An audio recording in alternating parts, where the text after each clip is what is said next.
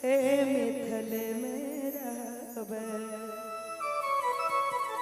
कि हम नाही जइबे दोसर ठाम हे मिथिल में रहबे।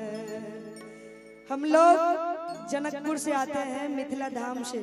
मिथिला धाम के निवासी जितने भी हैं सभी लोग जोरदार ताली बजा दीजिए अपना अपना ग्रामवासी के लिए, जहाँ से हम लोग बिलोंग करते हैं उसी के आधारित ये गाना है। सुनिएगा अगर दिल से तो बहुत अच्छा लगेगा। कहेंगे कि साग पात खोटी खोटी जीवना बिताबे जीवना बिताबे हे मिथिल में रहबे। हमारा नहीं चाहिए सुख यारा हे मिथिल में रहबे कि अपना किशोरी जी के अपना किशोरी जी के टहला बजेबे हे मिथिल में रहबे।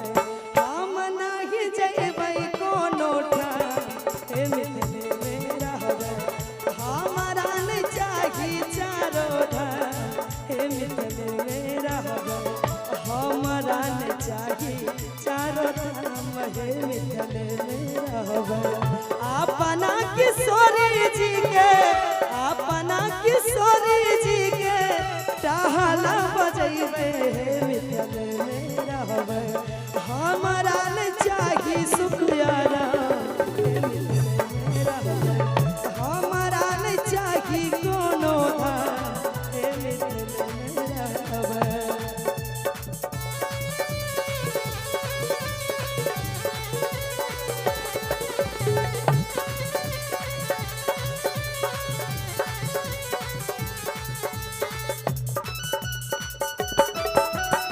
क्या बात है।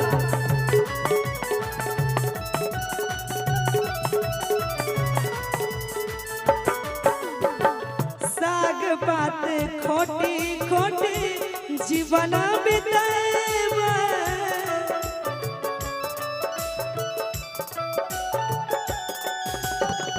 साग पात खोटी खोटी जीवन बिताबे जीवन बिताबे हे मिथिल में रहबे।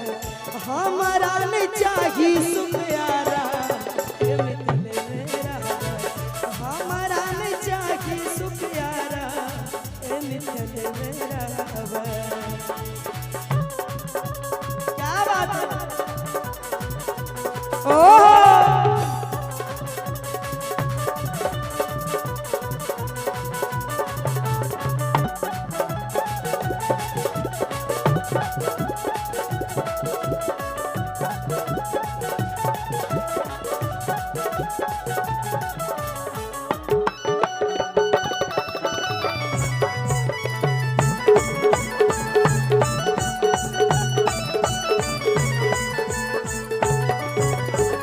जाहि विधि रखथिन सिया ताहि विधि रहबे।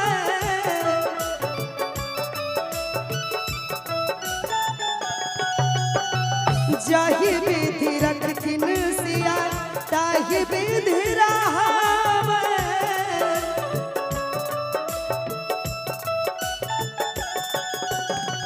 ताहि विधि रहबे हे मिथिल में रहबे। सिया सिया रटबैया ठोआ हे मिथिल में रहबे। सिया सिया रटबैया ठोआ हे मिथिल में रहबे। अपना किशोरी जी के